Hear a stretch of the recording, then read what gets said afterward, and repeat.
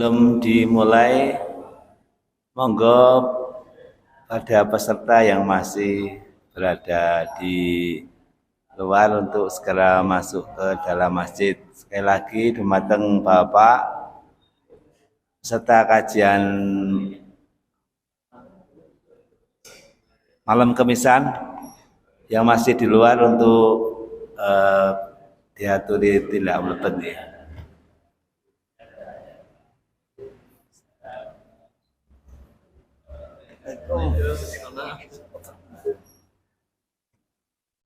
Bismillahirrahmanirrahim. Assalamualaikum warahmatullahi wabarakatuh. Innal hamdalillah nahmaduhu wa nasta'inuhu wa nastaghfiruh wa na'udzu billahi min shururi anfusina wa min sayyiati a'malina may yahdihillahu fala mudhillalah wa may yudhlil fala hadiyalah. Asyhadu an la ilaha illallah wahdahu la syarikalah wa asyhadu anna Muhammadan abduhu wa rasuluh. Allahumma sholli ala Muhammad wa ala alihi wa sahbihi ajma'in. Kepada Bapak serta saudara yang insyaallah dimuliakan Allah SWT, marilah yang pertama kita senantiasa bersyukur kehadirat Allah Subhanahu wa taala yang mana pada malam hari ini atas rahmat, atas taufik dari Allah Subhanahu wa taala kita dimudahkan untuk sama-sama meringankan langkah kaki kita, yaitu menghadiri majelis ilmu, majelis yang kita selenggarakan tiap pekan sekali. Semoga langkah kita ini senantiasa mendapatkan rahmat dari Allah Subhanahu wa taala. Allahumma amin. Untuk selanjutnya, marilah sebelum kita mulai kajian pada malam hari ini, seperti biasanya kita tilawah atau tadarus Al-Qur'an terlebih dahulu. Untuk tilawah pada malam ini, monggo yang sudah membawa Al-Qur'an atau yang mungkin di HP-nya dibuka surah Al-Baqarah ayat 219. 219.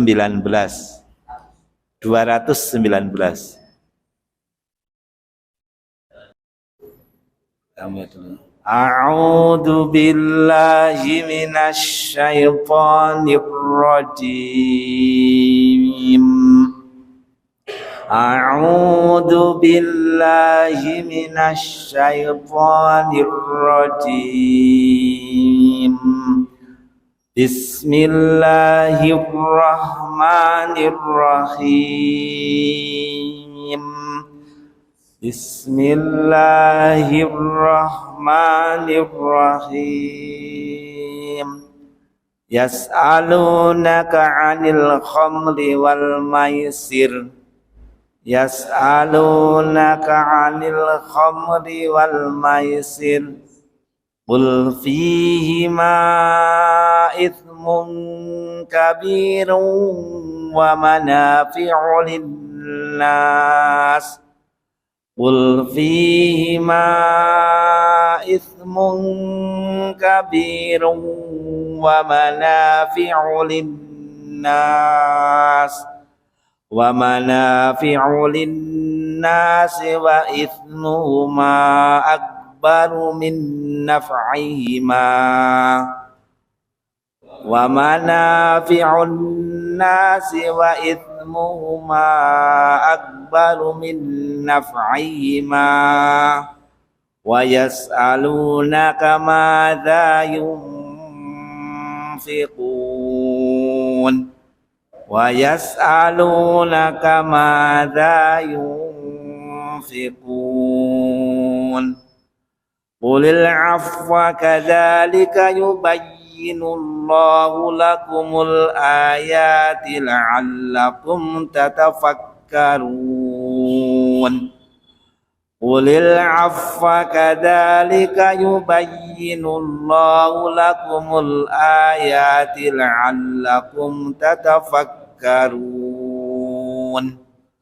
fid dunya wal akhirah, fid dunya wal akhirah, wa yas'alunaka 'anil yatama, wa yas'alunaka 'anil yatama, qul islahul lahum khair, qul islahul lahum khair, wa in tukhalituhum fa ikhwanukum, wa in tukhalituhum fa ikhwanukum, wallahu ya'lamul mufsida minal muslih, wallahu ya'lamul mufsida minal muslih, walau sya'allahu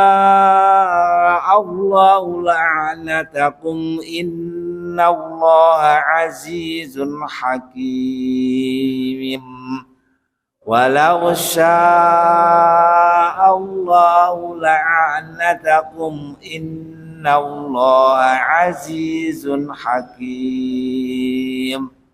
Wala tankihul musyrikati hatta yu'minna, wala amatum mu'minah, wala tankihul musyrikati hatta yu'minna, wala amatum mu'minah, wala amatum mu'minatun khairum min musyrikatin walau a'jabatkum, wala amatum mu'minatun khairum min musyrikatin walau a'jabatkum, wala tunkihul musyrikina hatta yu'minu, wala tunkihul musyrikina hatta yu'minu, wala abdum mu'minun khairum min musyrikin walau a'jabakum, wala abdum mu'minun khairum min musyrikin walau a'jabakum, ulaika yad'una ilan nar, ulaika yad'una ilan nar, wallahu yad'u ilal jannati wal maghfirati bi'idnih, wallahu yad'u ilal jannati wal maghfirati bi'idnih, wa yubayyinu ayatihi lin-nasi la'allahum yatadakkarun, wa yubayyinu ayatihi lin-nasi la'allahum yatadakkarun. Allahummarhamni bil Qur'an. Hamba berlindung kepada Allah dari godaan syaitan yang terkutuk dengan menyebut nama Allah yang Maha Pengasih lagi Maha Penyayang. Mereka menanyakan kepadamu Muhammad tentang khamr dan judi. Katakanlah pada keduanya terdapat dosa besar dan beberapa manfaat bagi manusia, tetapi dosanya lebih besar daripada manfaatnya. Dan mereka menanyakan kepadamu tentang apa yang harus mereka infakkan. Katakanlah kelebihan dari apa yang diperlukan. Demikianlah Allah menerangkan ayat-ayatnya kepadamu agar kamu memikirkan. Tentang dunia dan akhirat mereka menanyakan kepadamu Muhammad tentang anak-anak yatim. Katakanlah memperbaiki keadaan mereka adalah baik, dan jika kamu mempergauli mereka maka mereka adalah saudara-saudaramu. Allah mengetahui orang yang berbuat kerusakan dan yang berbuat kebaikan, dan jika Allah menghendaki niscaya Dia datangkan kesulitan kepadamu. Sungguh Allah Maha Perkasa, Maha Bijaksana. Dan janganlah kamu nikahi perempuan musyrik sebelum mereka beriman. Sungguh hamba sahaya perempuan yang beriman lebih baik daripada perempuan musyrik meskipun dia menarik hatimu. Dan janganlah kamu nikahkan orang laki-laki musyrik dengan perempuan yang beriman sebelum mereka beriman. Sungguh hamba saya laki-laki yang beriman lebih baik daripada laki-laki musyrik meskipun dia menarik hatimu. Mereka mengajak ke neraka sedangkan Allah mengajak ke surga. Dan ampunan dengan izinnya. Allah menerangkan ayat-ayatnya kepada manusia agar mereka mengambil pelajaran. Semoga Allah merahmati dengan bacaan Al-Quran kita. Bapak jamaah kajian malam Kamis ataupun yang sekarang disingkat dengan bangkit ya. Bangunarjo kajian dan silaturahmi Islam terpadu gitu ya. Pada malam hari ini insya Allah nanti kajian akan disampaikan oleh Ustadz Muhammad Rizdan dengan materi ibadah. Oleh karena itu sebelum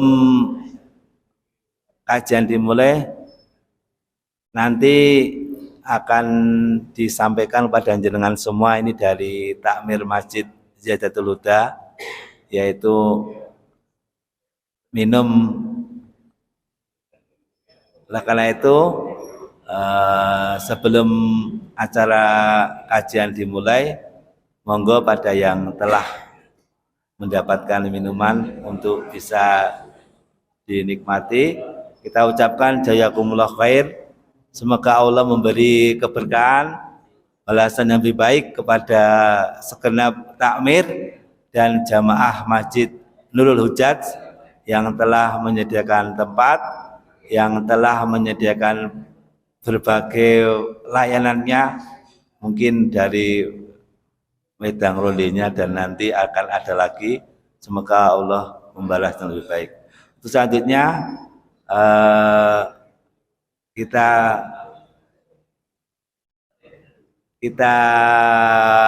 sumeni rumin sekedap nggih kagem untuk minum yang telah dihidangkan. Matur nuwun.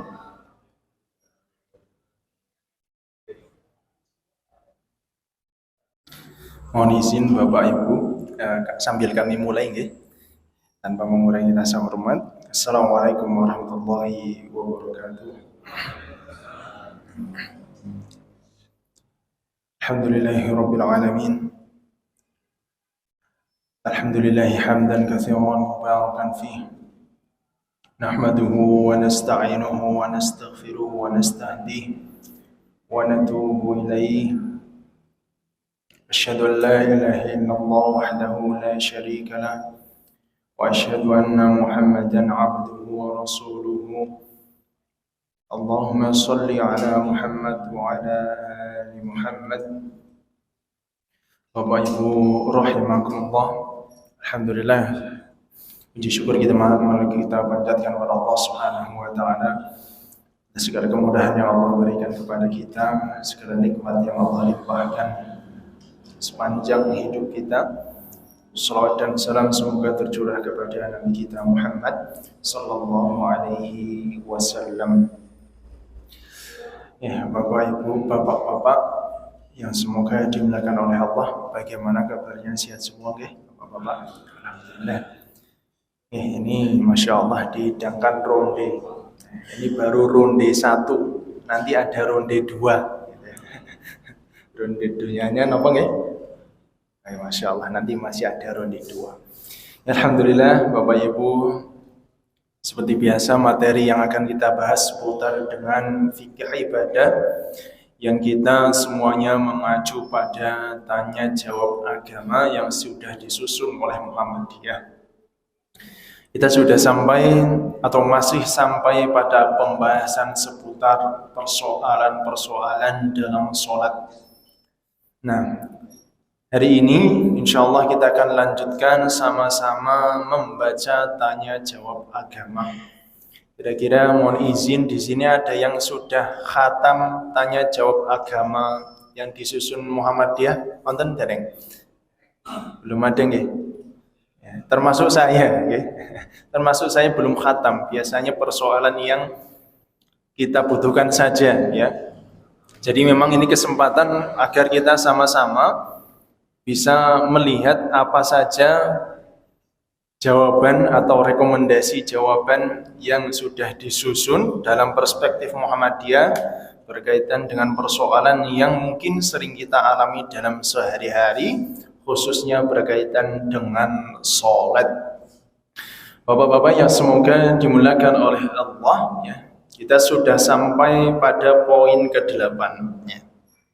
Ini ada jamaah bertanya. Ya. Ada yang menerangkan bahwa sebelum dan sesudah sholat asar tidak ada sholat sunnah. Bagaimana kalau kita datang di masjid untuk sholat asar? Apakah tidak dibenarkan melakukan sholat tahiyatul masjid? Nah, ini pertanyaannya, nggih. Nah, ini pertanyaannya, nggih. Oke. Yang benar ini jawabannya langsung, ya. Adanya larangan sholat sunnah sesudah asar, artinya sholat ba'diyah. Jadi larangan sholat setelah asar itu yang dimaksud adalah sholat ba'diyah. Sebagaimana sholat sunnah yang melekat pada sholat zuhur, ya, sholat maghrib, sholat sunnah dan seterusnya itu.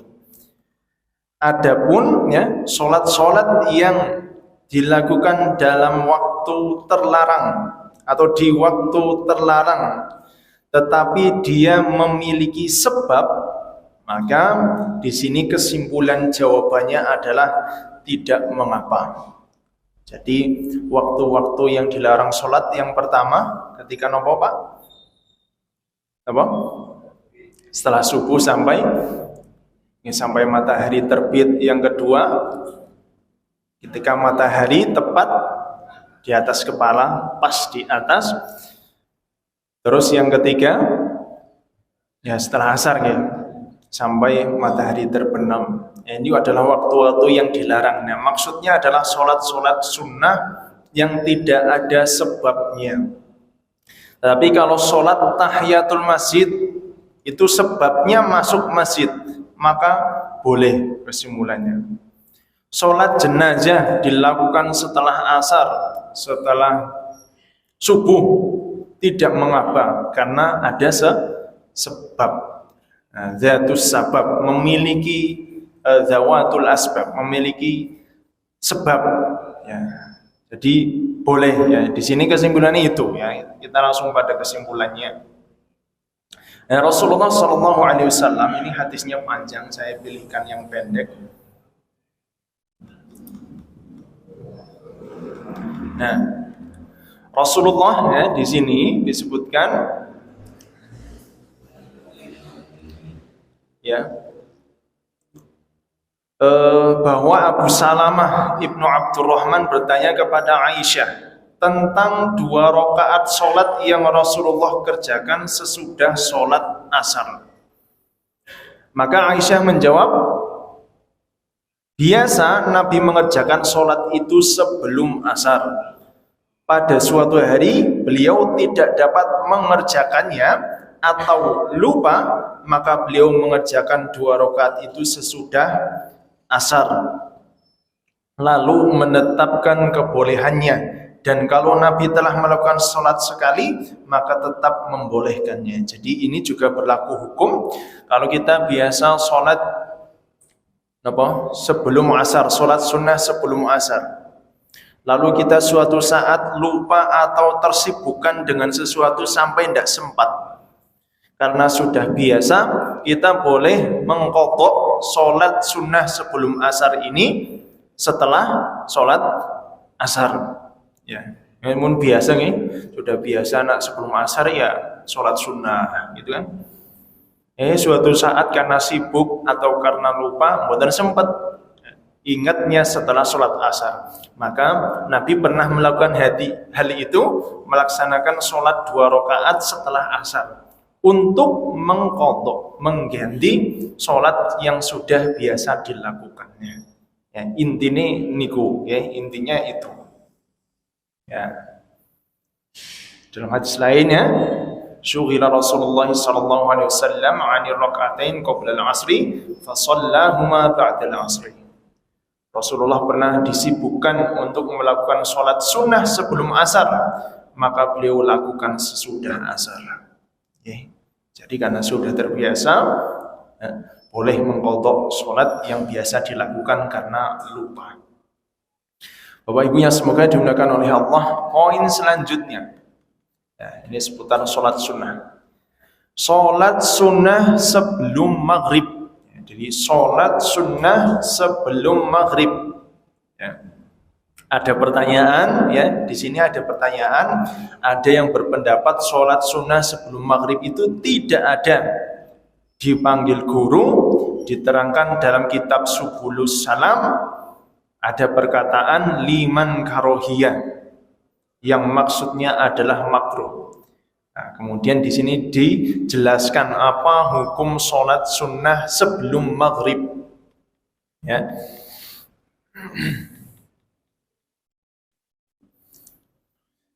Yang pertama jawabannya, sholat sunnah sebelum maghrib maksudnya sholat sunnah 2 rakaat sebelum melakukan sholat maghrib adalah termasuk boleh. Kesimpulan jawabannya intinya boleh. Artinya boleh dilakukan hanya saja tidak terus menerus dilakukan. Poinnya boleh hanya saja tidak terus menerus dilakukan. Maksudnya sekali dapat dilakukan atau sesekali dapat ditinggalkan. Ini penting ya. Sholat sunnah sebelum maghrib hukumnya boleh, tetapi poinnya juga diperhatikan tidak terus menerus. Sesekali dilakukan, sesekali tidak dilakukan. Dasar bolehnya apa? Dasar bolehnya ini hadisnya ada berapa, saya tunjukkan ini. Nah ini Rasulullah pernah bersabda, "Shallu qoblal maghrib." Salatlah sebelum maghrib. Shallu qoblal maghrib. Salatlah kalian sebelum maghrib. Tsumma qala fit tsalitsah. Kemudian mengatakan pada yang ketiganya, liman syaa, bagi yang menghendaki. Liman syaa, bagi yang menghendaki. Nah, sehingga Rasulullah dalam hal ini menyampaikan sholatlah kalian sebelum maghrib sampai 3 kali.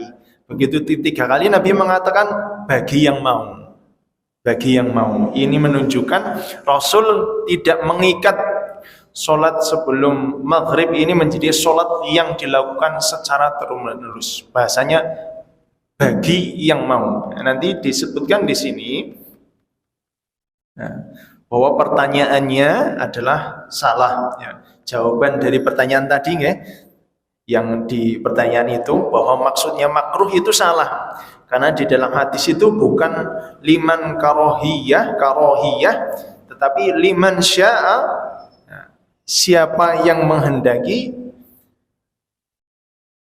Karena kata karohiyatan, kata perawi menunjukkan bahwa Nabi ketika mengucapkan kata bagi siapa yang menghendaki, menunjukkan ketidaksetujuannya kalau dilakukan terus-menerus atau bagi orang yang sulit untuk melakukannya. Berarti memang boleh, tetapi jangan terus-menerus. Terus sholat nopo nggih? Sholat tahiyatul masjid kan juga bisa. Atau sholat sunnah maghrib bisa. Sholat sunnah mutlak bisa. Atau sholat di antara 2 adzan nggih saged. Niatnya. Oke, Bapak Ibu yang semoga dimuliakan oleh Allah, sehingga kesimpulannya boleh asal tidak dilakukan secara terus-menerus. Tinggal ganti niat saja, kan ngeten nggih. Prakteknya simpel. Terus tentang qunut witir, tentang qunut witir. Qunut, ini secara bahasa maknanya bisa qulul qiyam, qulul qiyam. Berdiri dalam waktu yang lama. Berdiri dalam waktu yang lama itu secara bahasa qunut. Al-qunut membaca doa kunut witir yang dibaca sesudah i'tidal sebelum sujud pada rakaat terakhir di malam sholat witir, baik dalam bulan Ramadan maupun pertengahannya, tidak disyariatkan. Ini kalau perspektif Muhammadiyah, ya. Berbeda dengan beberapa mazhab, ya. Kalau sholat witir tetap ada apa?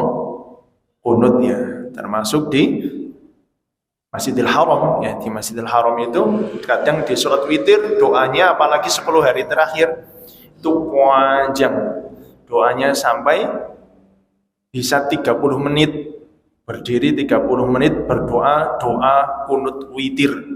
Nah, ini luar biasa, nggih, bisa sangat panjang. Nah, ini beda mazhab. Nah, adapun dalam perspektif Muhammadiyah, kenapa tidak disyariatkan? Karena dalil yang muncul dipandang tidak kuat atau kurang kuat karena ada perawi-perawi yang dipandang dhaif atau lemah. Okay. Jadi kunut witir kesimpulannya tidak disyariatkan karena apa? Dalilnya lemah. Nah, kalau kita membahas tentang usul fikih, bahwa di antara penyebab ikhtilaf di antara ulama itu masalah penilaian hadis. Ulama A menilai hadis ini sahih, ulama lain menilainya dhaif misalnya. Nah, ini kadang terjadi, ya, tidak dipungkiri. Ya, selama ikhtilaf itu ikhtilaf yang khilaf mu'tabar, ya, memang benar-benar khilaf, ya sudah bisa kita berlapang dada. Tapi perspektif Muhammadiyah, kalau kunut witir tidak disyariatkan.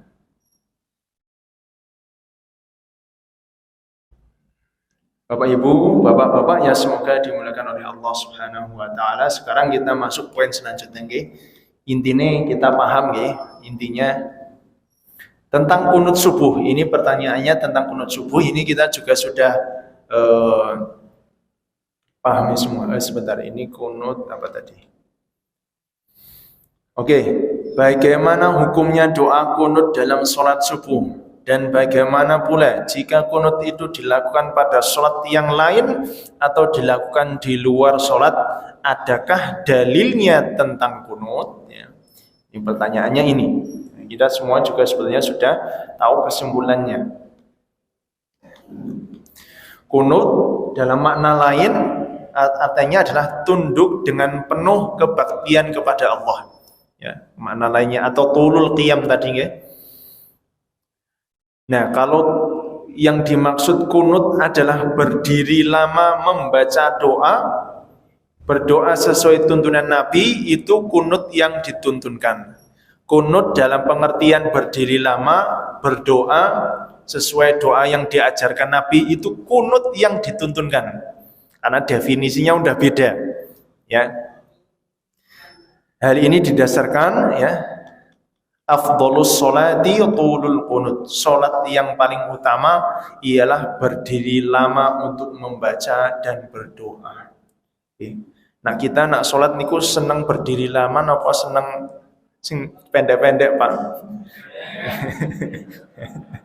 Niki artinya memang napa tahu diri, sadar diri, nggih. Senengnya, kecuali memang sudah, ya memang ada nyata, nggih, sudah bacaannya mungkin kurang bagus, suaranya enggak kedengeran, panjang, wes niku wes intine batin nih. Yes, intinya apa di dalam hati sudah enggak karuan pikirannya, ya. Tapi lumayan memudahkan kalau sedikit panjang atau panjang bacaannya lumayan, itu lumayan meringankan. Walaupun kalau kelamaan ya kesel juga, gitu, ya. Nah, kadang kalau teman saya itu kalau imamnya kelamaan, teman saya ini bulan-balen batuk. Ngodennya pakai batuk, ya. Oke. Adapun kunut yang dimaksud adalah kunut yang dilakukan berdiri lama ketika i'tidal, ketika i'tidal dengan membaca Allahumma hdini fi man hadait Terus wa'afini fi man 'afait. Hafal nggih Bapak-bapak. Dan lajnah tarjih memilih untuk tidak melakukannya. Ya. Walaupun di sini disebutkan Pak, hukumnya diperselisihkan ulama. Ya. Ini berarti jawabannya sudah mengindikasikan bahwa ini persoalan yang diperselisihkan dan ini perselisihan yang memang diakui bersama. Ya. Dalilnya menurut Muhammadiyah tidak kuat, termasuk kunut dalam sholat witir. Ya, tadi ya. Adapun yang ada tuntunannya ialah kunut nazilah. Nah, yang diambil ada justru kunut nazilah. Kunut nazilah dilakukan setiap sholat selama 1 bulan dikala kaum muslimin menderita kesusahan. Ya, termasuk kita kemarin pas nopo? Pas Covid ya. Banyak-banyak masjid melakukan kunut nazilah. Ya, ini kunut yang disebabkan kondisi yang genting, darurat dan dalam hal meminta pertolongan kepada Allah. Ya.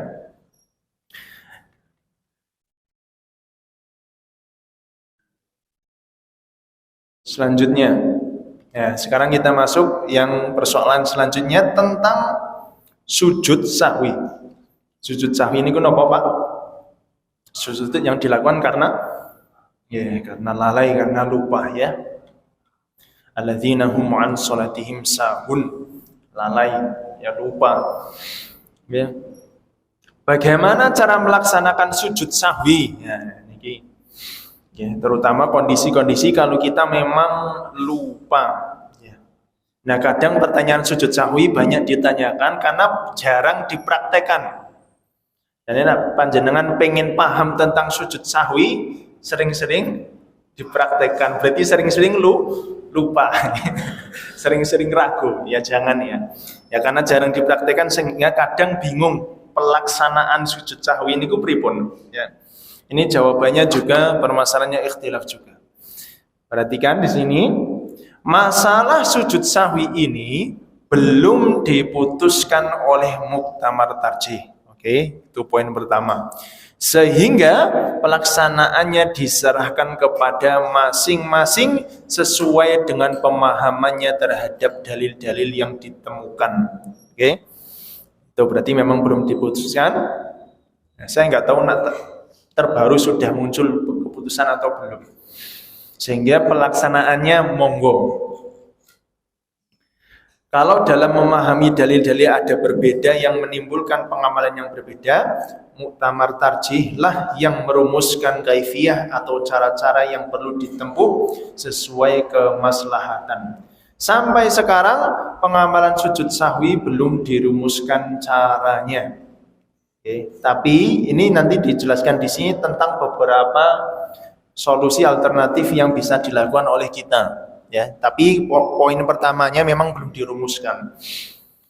Di kalangan ulama Syafi'iyah, sujud sahwi karena lupa atau ragu dilakukan sebelum salam.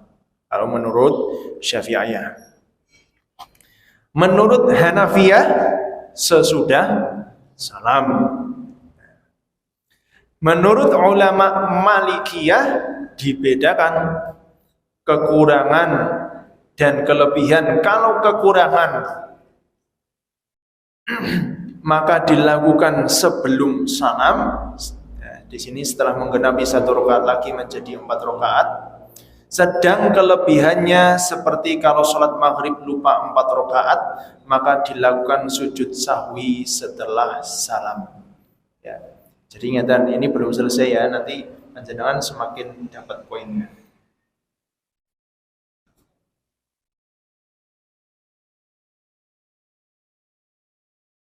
Perbedaan pendapat, ternyata permasalahan sujud sahwi yang dilakukan karena lupa atau ragu itu para sahabat Nabi sudah berbeda. Oke.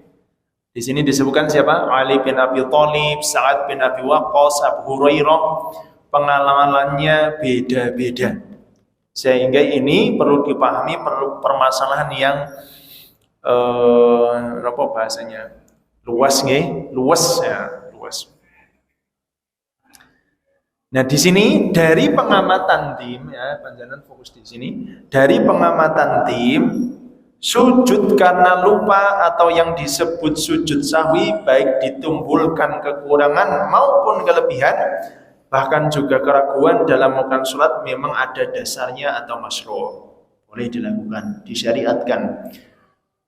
Dalam pengalaman Nabi, bila pada kelebihan atau kekurangan dilakukan sujud itu sesudah salam.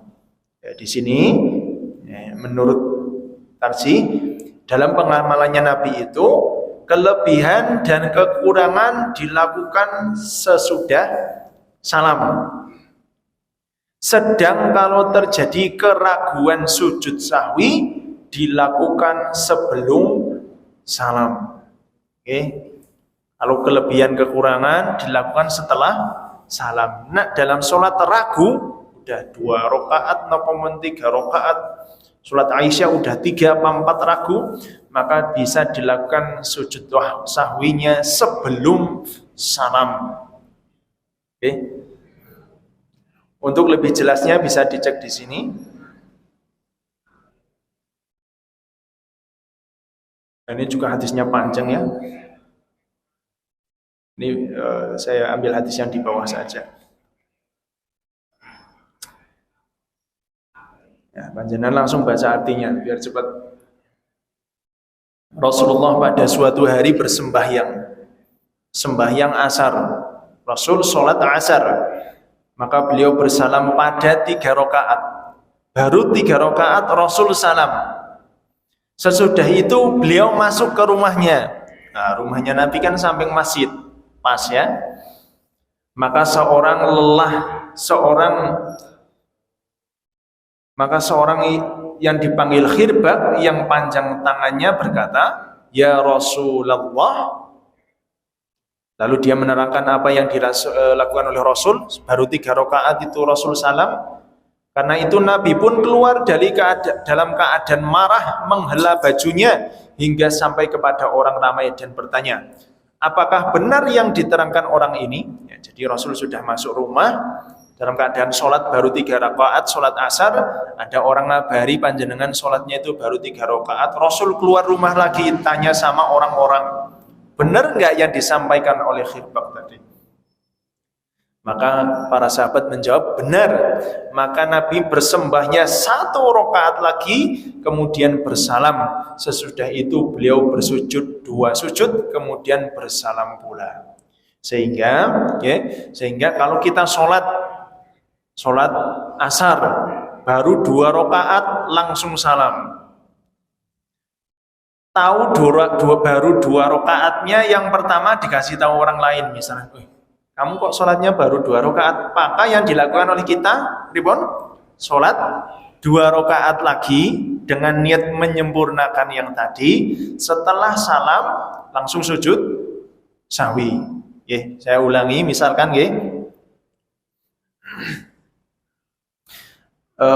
sholat 2 rakaat sholat asar. Kemudian salam, padahal sholat asar, ternyata baru 2 rakaat sudah salam. Ternyata teman di sampingnya ngabari panjenengan sholatnya baru 2 rakaat. Maka yang harus kita lakukan apa? Berarti sholat 2 rakaat lagi dengan niat menyempurnakan atau menggenapi yang kurang. Ya. Kemudian salam, kemudian apa? Sujud sahwi. Gitu. Salam baru sujud sahwi. Atau sholat baru 2 rakaat, begitu salam assalamualaikum warahmatullahi, ingat sendiri, oh iya ini tadi baru 2 rakaat, sudah kebacot salam. Kalau sudah kebacot salam ya jangan diteruskan, ya selesaikan. Kebacot salam toh, assalamualaikum warahmatullahi, assalamualaikum warahmatullahi. Aduh, ya, makanya dilakukan panjenengan berdiri lagi dengan niat menyempurnakan, kemudian setelah salam baru sujud sahwi. Oke.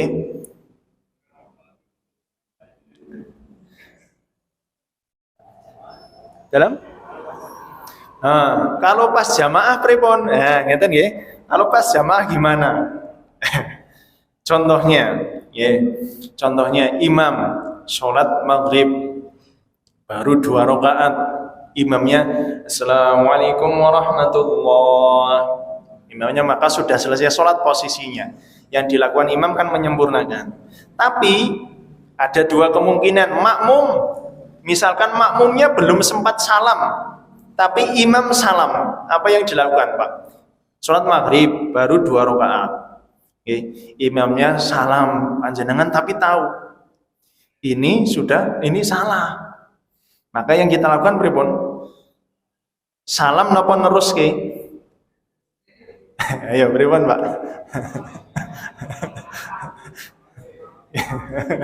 Manut imam, nah imamnya salah pripun?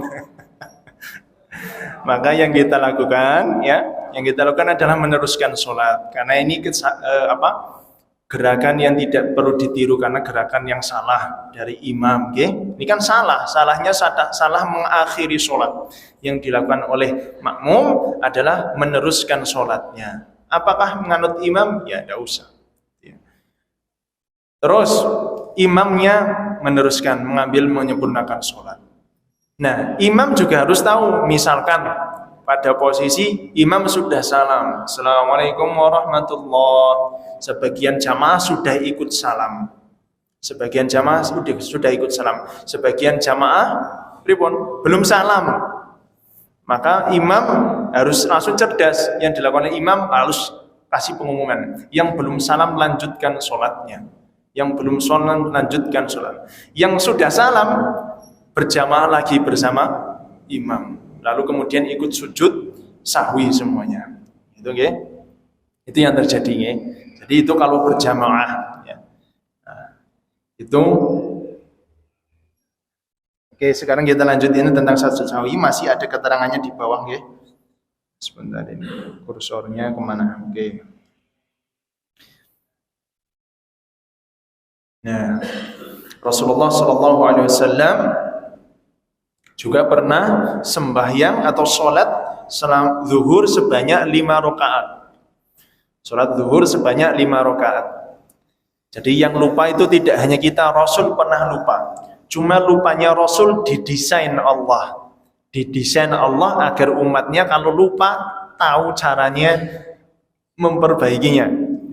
Zuhur 5 rakaat. Kata sahabat, kemudian azida fi shalah, apakah sholatnya ada yang ditambah gitu kan? Maka Nabi menjawab, tidak. Ada apa? Qalu shallaita khamsan, ya Rasul kamu sholatnya udah 5 rakaat. Fasajada sajadataini ba'dama sallama. Maka setelah itu, karena Rasul sholat maghrib sholat zuhur 5 rakaat, Rasul langsung sujud sahwi sebanyak 2 kali sujud. Jadi misalnya sudah selesai ada teman ngabari 5 rakaat, panjenengan sholat 5 rakaat, jenengan langsung berarti posisi duduk, langsung sujud Allahu Akbar. Doanya pripun? Kalau dalam tarjih doanya sebagaimana doa sujud. Kalau mungkin sebagian pendapat itu ya doa dari ulama niku pripun? Subhanalladzi man la yanamu wa la yashu. Gitu kan? Tapi kalau di sini sama, doanya sama karena memang tidak disampaikan oleh Nabi secara khusus sehingga kembali ke hukum asalnya. Sehingga itu sujud 2 kali. Allahu Akbar, subhanakallahumma rabbana wa bihamdika Allahu akbar. Allahu Akbar berdoa, Allahu Akbar sujud lagi, kemudian bangkit dari sujud, kemudian salam. Nah, ini yang bisa kita lakukan. Kalau berjamaah misalkan imamnya salah, tadi misalkan imamnya sholat Aisyah. Sholat Aisyah di tahiyat awal ternyata beliau tidak duduk. Saya haluskan tahiyat awal ternyata imam sampai berdiri. Ini ada beberapa kondisi yang dilakukan. Misalnya imam tahiyat kedua, sudah masuk rakaat kedua, seharusnya duduk tahiyat awal. Tapi imam bergerak untuk berdiri. Maka ada 2 hal. Yang pertama, kalau imam sudah sampai berdiri sempurna, imam seharusnya tahiyat awal berdiri sampai berdiri sempurna, maka yang dilakukan makmum pripun? Pripun? Ini beda pendapat nggih. Yang dilakukan oleh makmum adalah mengikuti berdiri. Kalau imam sudah sampai berdiri sempurna, jenengan jangan tahiyat awal sendiri. Ya. Ini tidak membatalkan sholat khusus tahiyat awal. Tapi kalau imamnya belum sampai berdiri sempurna, masih pada posisi bergerak menuju berdiri, maka yang dilakukan imam jangan berdiri, maka kembali ke duduk tahiyat awal. Tapi kalau sudah bahasanya nopo terlanjur berdiri sempurna, maka harus meneruskan sholatnya. Dan kehilangan tahiyatul awal tidak membatalkan sholat, maka nanti akhir sujud sahwi boleh sebelum salam. Misalkan ambil pendapat yang sebelum salam bersama makmum.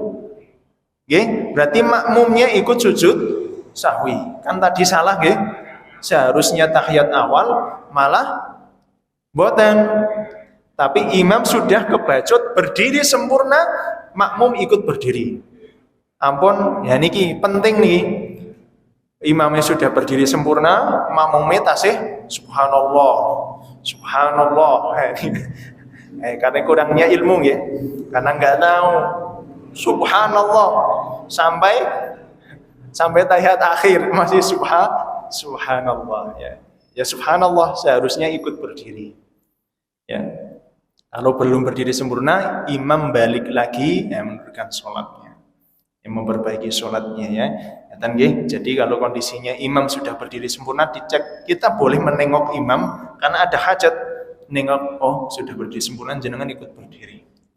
Koncone ada yang subhanallah ya sebenarnya nggih dijorge wae nggih, nanti dikasih tahu setelah sholat ya. Tapi ketika imam kemudian sujud sahwi, maka jenengan ikut sujud sahwi, ya. Nah sebelum salam ya, karena tadi nggih posisinya memang tidak ditentukan secara khusus nggih sebelum salam, setelah salam ya.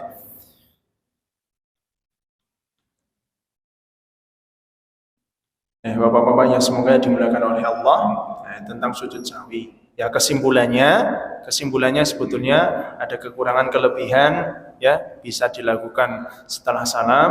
Nek ragu ketika sholat ya dilakukan sebelum salam, atau kesalahan terjadi sebelum salam ya sebelum salam. Niki mungkin agak lupa, bingung karena jarang dipraktekkan. Tapi sekali praktek ya mudah-mudahan ingat priye caranya. Sekarang masalah adzan subuh 2 kali. Ini banyak terjadi salah pendapat di antara orang Muhammadiyah. Ini saya kembali ke tanya jawab jilid 1 tentang adzan subuh 2 kali. Saya pernah mendengar orang-orang Muhammadiyah adzan kok ping 2 subuh. Taunya tuh malah nggak boleh. Tapi kita lihat bagaimana pendapat Muhammadiyah tentang adzan subuh 2 kali. Karena kebanyakan justru orang Muhammadiyah tahunnya malah tidak boleh. Termasuk prakteknya, nah di sini adzan subuhnya ping pinten. Ada adzan awal mboten di Nurul Hujat? Ada enggak? Enggak ada ya? Coba kita lihat nih. Kita sama-sama lihat bagaimana sebetulnya pandangan Muhammadiyah tentang adzan 2 kali di waktu subuh. Adzan pertama dan adzan pas waktu subuh.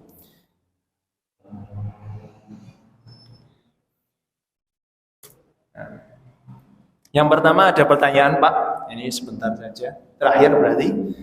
Setiap subuh saya selalu melaksanakan adzan dengan menambah kalimat as-sholatu khairum minan naum. Tetapi selalu ditegur oleh imam masjid tanpa memberi dasar larangan. Mohon penjelasannya. Ini tentang as-sholatu khairum minan naum. Terus apa jawabannya kita lihat, perhatikan. Jangan sampai salah pemahaman lagi. Menurut keputusan Muktamar Tarjih di Palembang tahun 1956 bahwa adzan subuh sesudah kata hayya 'alal falah membaca tathwib ya. Tahun 1956 takmir memutuskan setelah membaca hayya 'alal falah, terus as-shalatu khairum minan naum. Kipon pertama, langsung ke intine mawon. Nah, pada muktamar di Malang tahun 1989, ya, jauh sudah. Dalam seksi usul-usul dibicarakan soal adzan subuh, khususnya soal tathwib. Maka telah ada keputusan sekalipun belum sempurna karena masih ada belum mendapat kesepakatan. Keputusannya ngeten nggih. Adzan awal dan adzan tsani disyariatkan. Ini sampai sekarang. Di Muhammadiyah, adzan pertama untuk membangunkan orang dan adzan kedua pas waktu subuh disyariatkan. Di Masjid An-Nikmah Mbah Tum adzan pertama selalu dipraktikkan. Adzan awal sebelum masuk waktu subuh, sedang adzan tsani setelah masuk waktu subuh. Karena memang faktanya dipraktekkan oleh di zaman Nabi. Adzan pertama dipraktekkan Bilal, adzan kedua pas masuk waktu subuh dipraktekkan Abdullah bin Ummi Maktum. Niki benar-benar dipraktekkan, hadisnya sahih. Okay. Bacaan tathwib as-shalatu khairum minan naum disyariatkan dibaca pada adzan pertama, disyariatkan pada adzan pertama, sedang pada adzan kedua belum disepakati ada atau tidak ada bacaan tersebut. Namun keputusan Muktamar Palembang sampai saat ini belum dicabut. Nah, itu kan ya. Berarti poinnya 2 kali adzan disyariatkan, okay? Disyariatkan. Ini memang membantu. Kalau adzan pertama misalkan 1 jam sebelum subuh itu membantu bagi yang ingin sholat tahajud. Okay? Yang adzan pertama ada apa? Masyru' untuk as-shalatu khairum minan naum.